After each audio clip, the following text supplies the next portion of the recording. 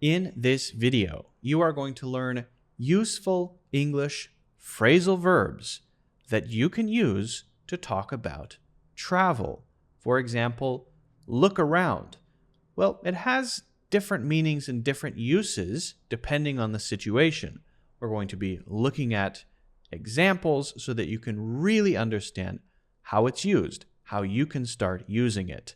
We're going to be looking at several phrasal verbs in this video. If you have any questions as we go, please let me know in the comments. If you enjoy it, don't forget to hit the like button and subscribe. And now let's get into it.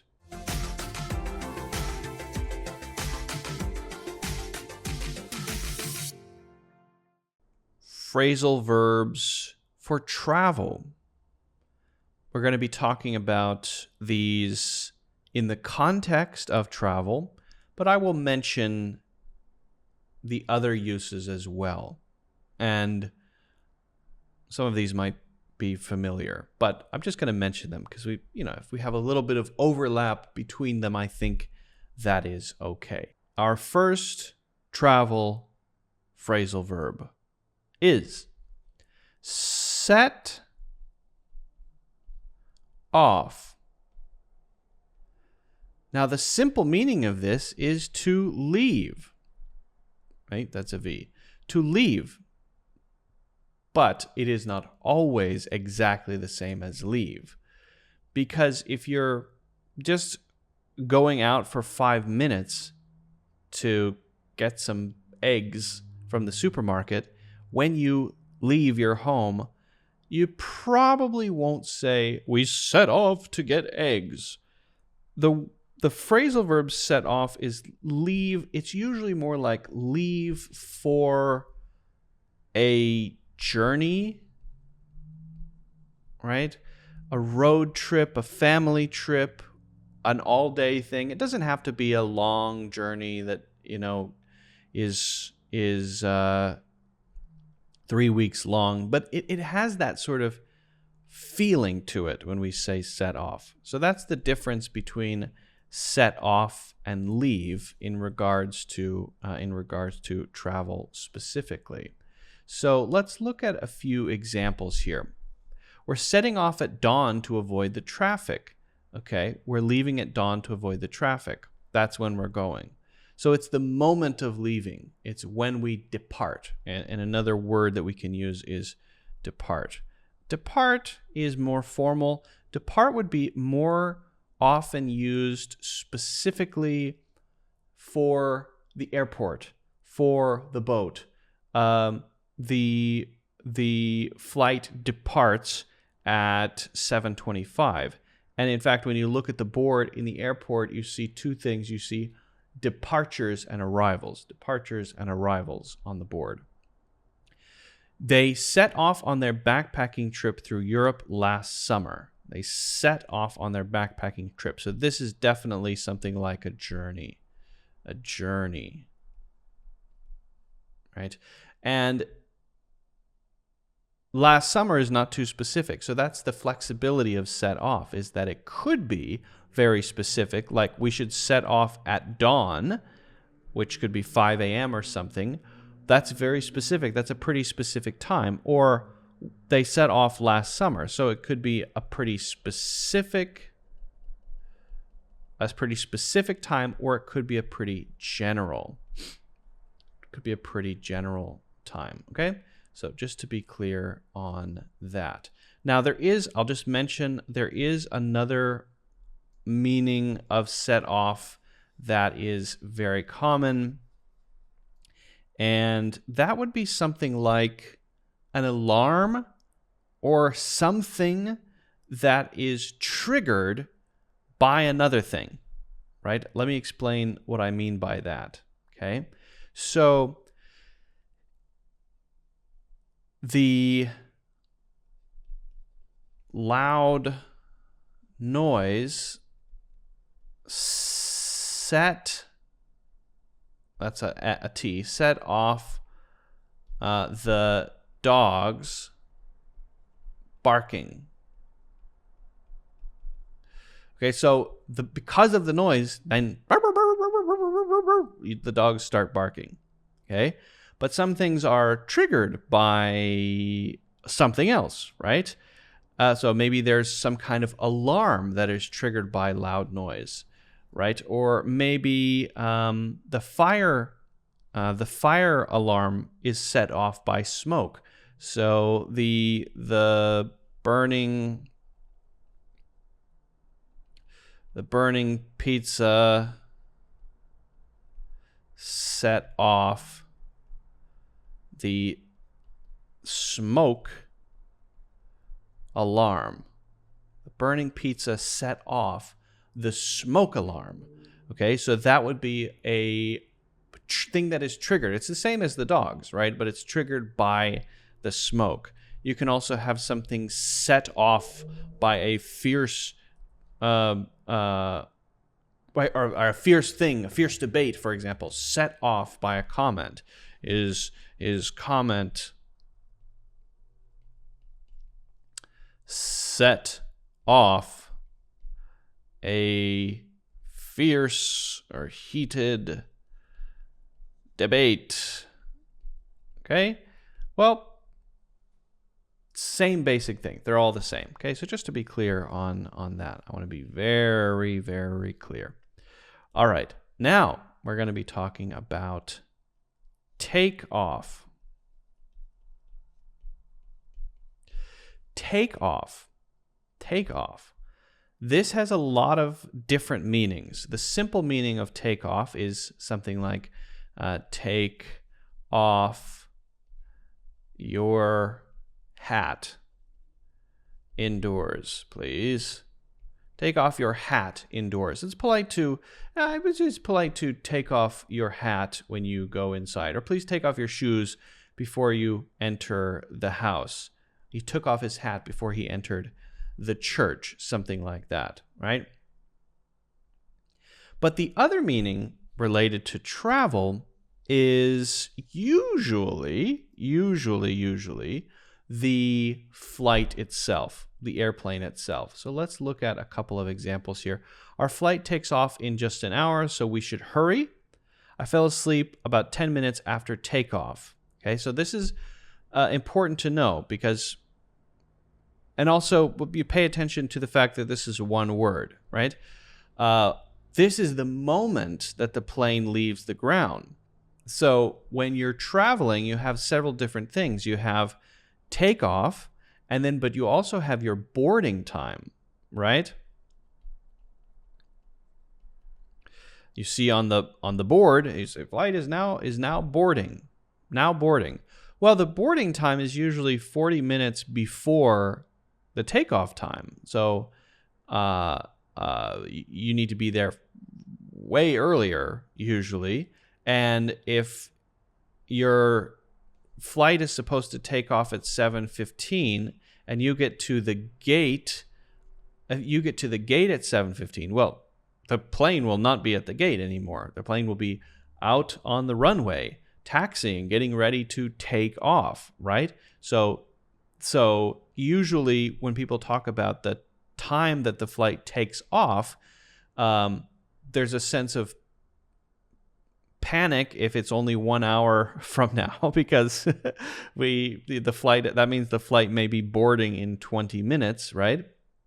But often it's a way to put pressure on people because it's happening soon or it's at this time. Well, our flight takes off at 3:30, so that means we should leave 3 hours before to make sure we get there in time to go through security and check our bags, and then check in at the gate before they close the gate, and before the plane, takes off. So it's usually a way to talk about time. It's not only for that, but if you're talking about the thing itself, often it will be this noun form. And when phrasal verbs are used as nouns, they become one word, right? So you're talking about this now as some kind of event. I fell asleep after 10 minutes after takeoff. So the plane goes, that's that moment the plane leaves the ground, and then I'm asleep. 10 minutes after, okay? So hopefully that's clear, both forms of this, and it's very common, and it is often used in the first one to talk about we should leave time to add a sense of urgency. But now I have to say something about take off because it references the flight, the airplane leaving the ground. So her online store took off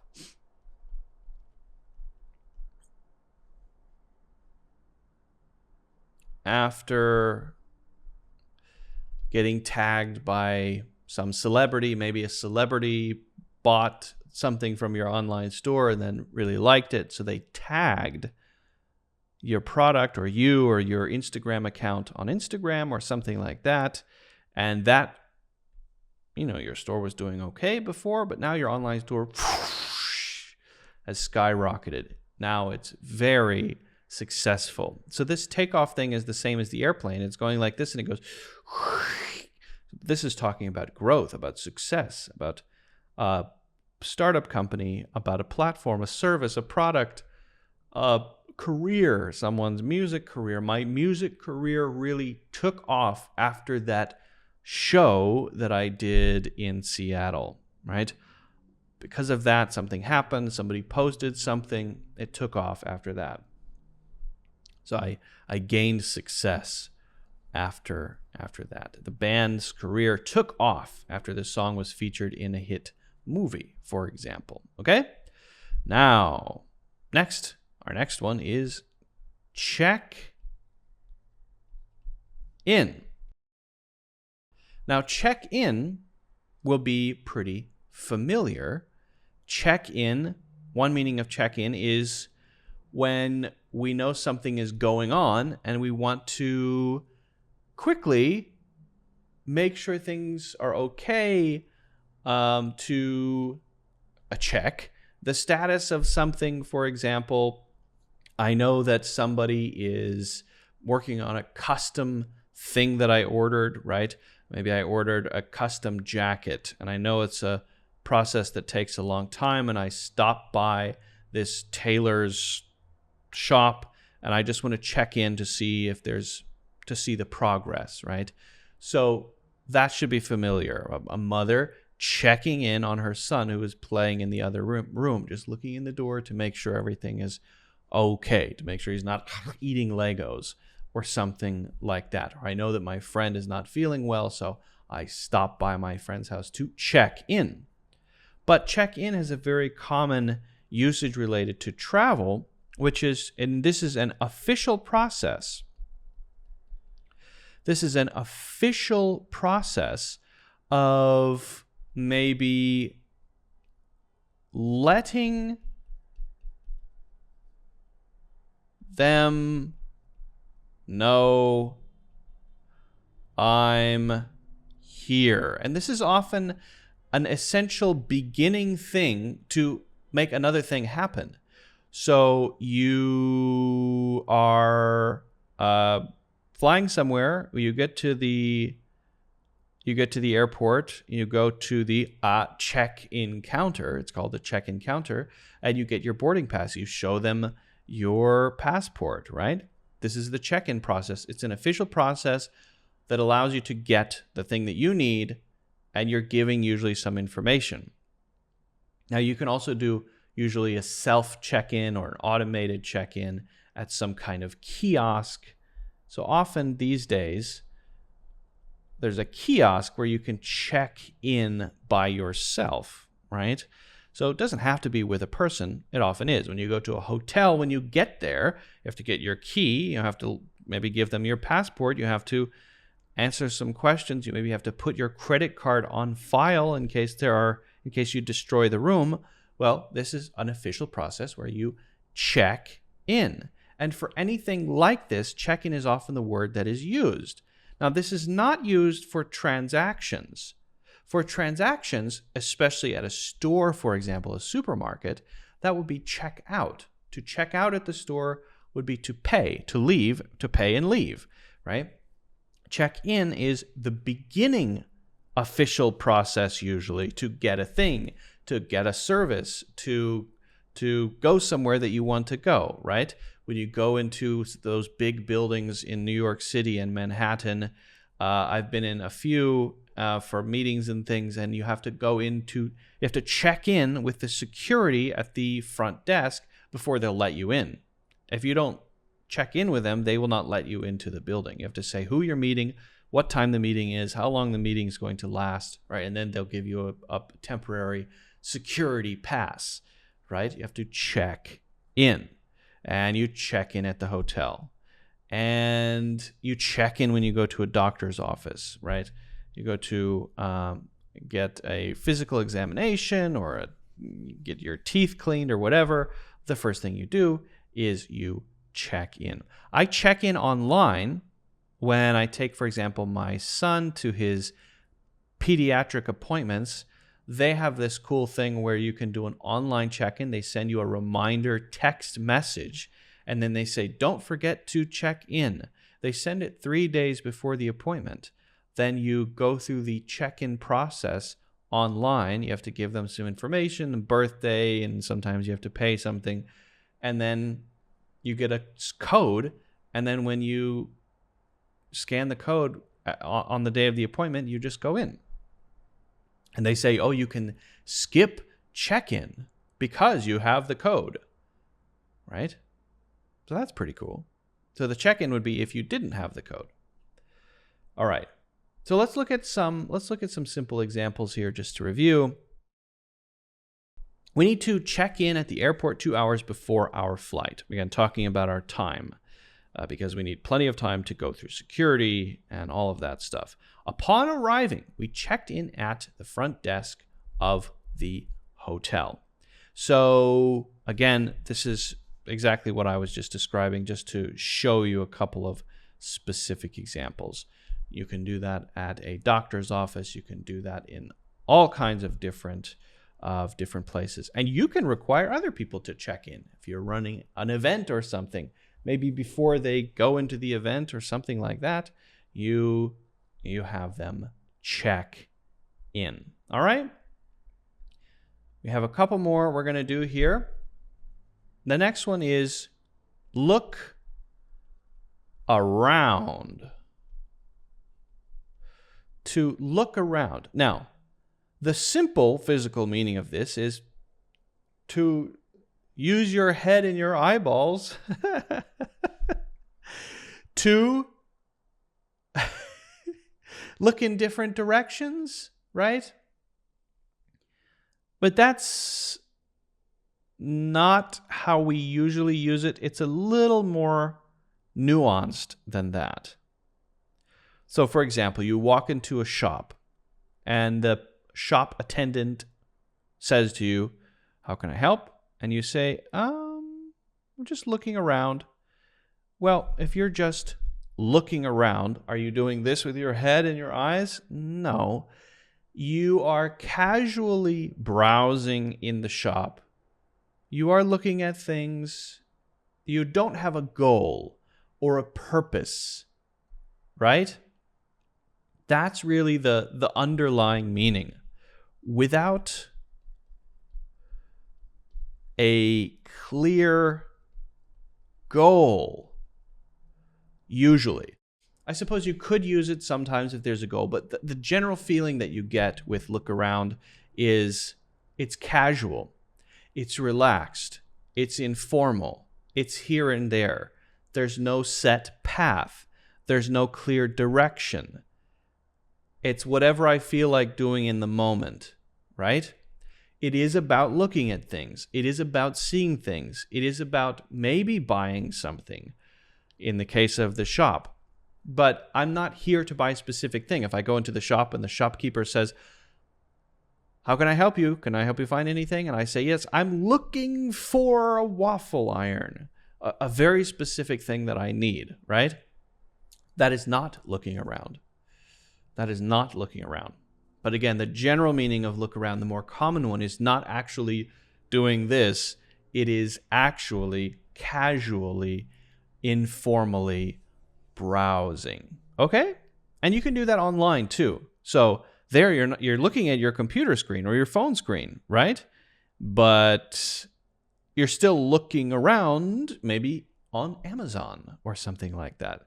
You don't know what you want to buy, but you're just kind of casually browsing. What are you doing? I'm just looking around. Right? Casually browsing on Amazon. So let's look at a couple of examples here. We had some free time to look around the city before our meeting. And after we arrived, we decided to look around the local markets. Okay, so this is something we're only doing because we have extra time, right? There's a meeting happening. That is our real goal. Well, what are we going to do before our meeting? We have 3 hours to kill. We have 3 hours to kill. What should we do? We could just look around the city. Maybe we go to downtown. Maybe we go to a cafe. Maybe we see a famous statue, or see if we can catch a penguin, a pigeon, not a penguin. Usually penguins are not usually just walking around cities, right? So the feeling is that it's kind of aimless. And in this case, it's actually there to fill time or kill time.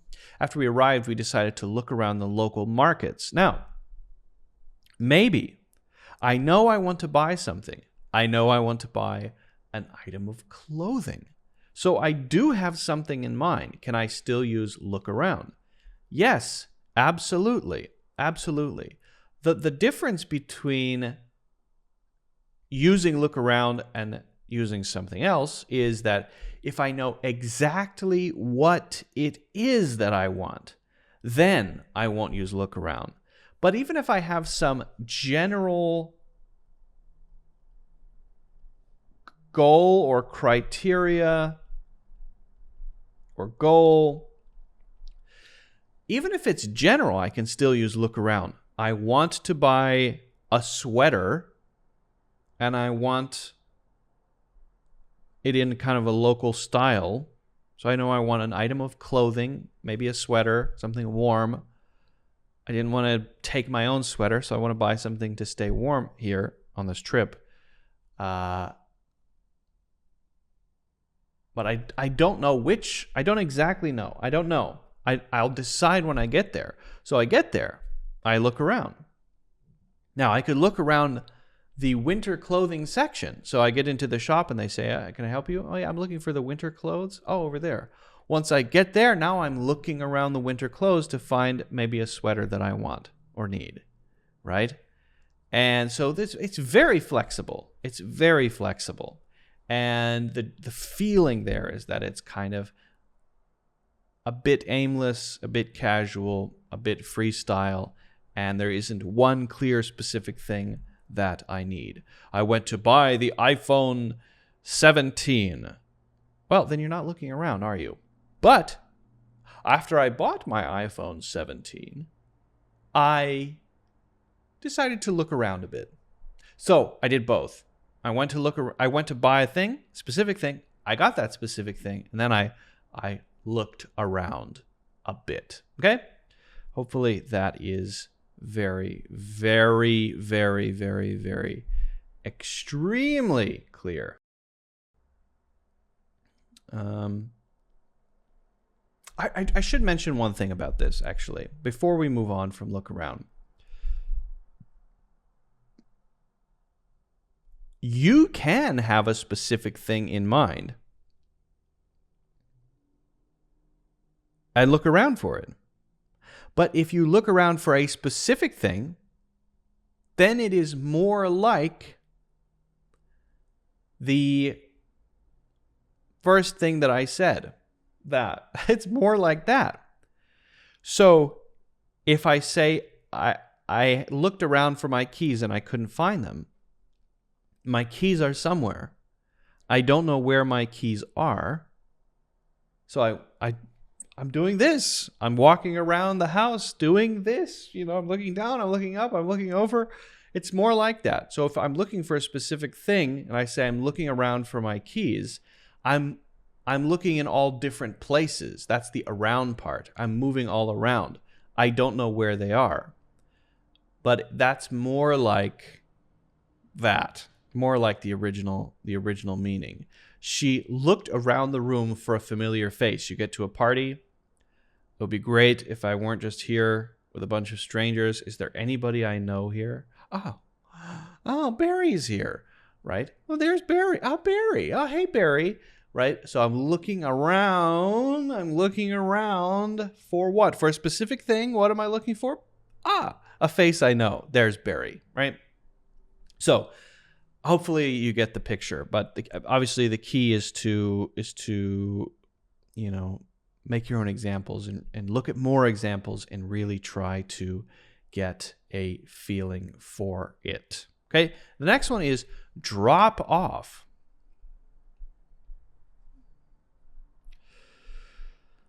Now, to drop something off is to leave something there, wherever there is, right? To not give it directly to a person, but leave it somewhere for another person to then get it themselves. And that could be at a school, it could be a person, it could be a thing, it could be at an airport. It's very flexible.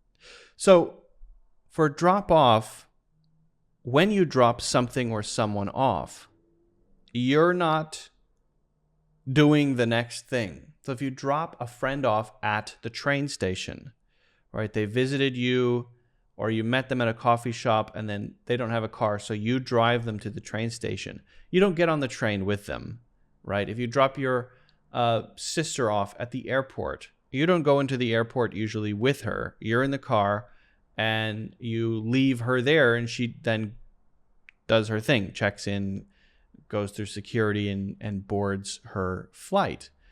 If you drop off your son at school, you're not going to the school with your son. Usually he's just getting out of the car and going into the school. And so there's a sense of leaving something or someone there, right?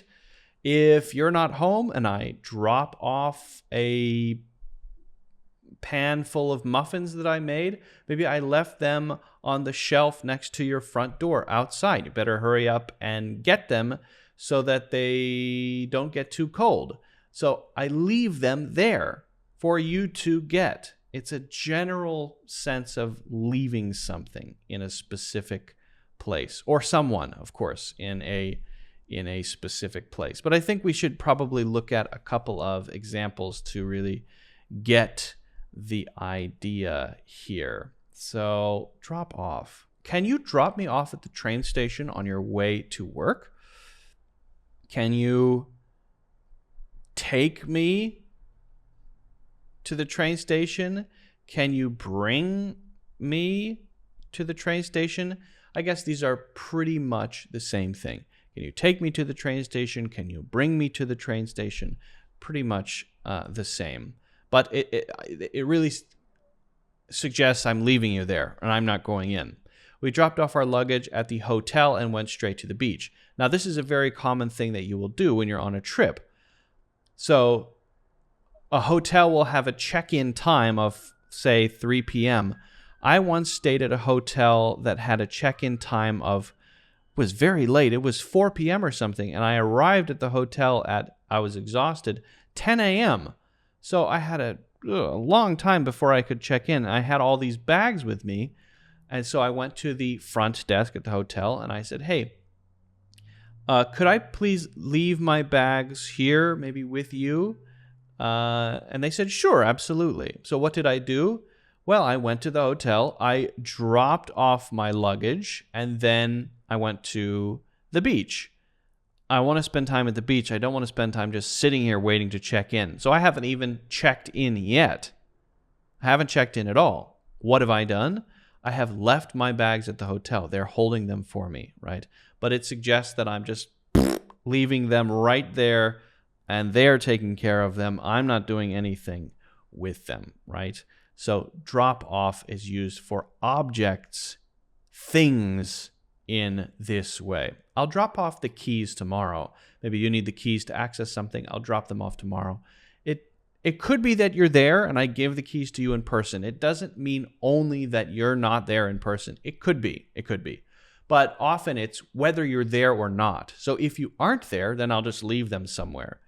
So that's another part of it. It's even if no one's at the hotel front desk, I may still just leave my bags behind the check-in counter, right? Finally, we have stick around.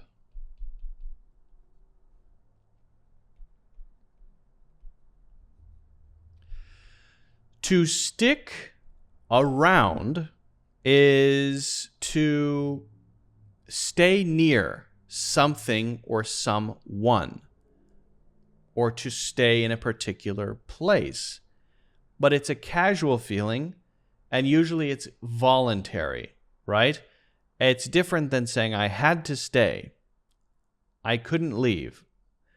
Maybe one time there was a visa issue. I couldn't leave someplace. So I didn't say, well, I'll just stick around the hotel here or in this country here while I figure out my visa thing. No. I had to be there. I couldn't leave. It was a problem. I had to work out the visa thing. I got it figured out finally, and it turned out really well. But usually if I want to stick around someplace, let's say, for example, I'm on a trip, and the trip is the place, the destination is way better than I expected. I'm there with my friends. We decided we were going to stay for 5 days and then fly home. I love it so much. You guys fly home. I'm going to actually call the airline and have them delay my flight a few days. I'll see if I can reschedule it. I'm going to stick around for at least 3 or 4 more days because it's just so nice here. It's so relaxing. I love it. I'm going to stick around for a few more days. You can stick around a person too, right? You can say directly to a person, hey, could you stick around after the meeting today? There's something I want to talk to you about. Stick around after the meeting. So I'm asking you to just stay when everyone else is leaving because there's something important I need to talk to you about. That's the general idea. And usually, again, it is a voluntary thing, something that either someone asks us to do or that we really want to do. And in the context of travel, it's probably something that we want to do. So the weather was so nice, I decided to stick around a few more days. We talked about generally how we use that, voluntarily stay. Are you planning to stick around here the whole trip or actually go out and do something? Maybe I've become addicted to gambling or something and there's a casino and I'm just hanging out there and playing cards or doing slot machines and I'm not doing anything else. So I'm just sticking around here and maybe not going to the beach, not going for hikes or anything like that. Okay? So hopefully all of these are clear. Make your own examples. If you have any questions, let me know. And good luck with using these in your daily life.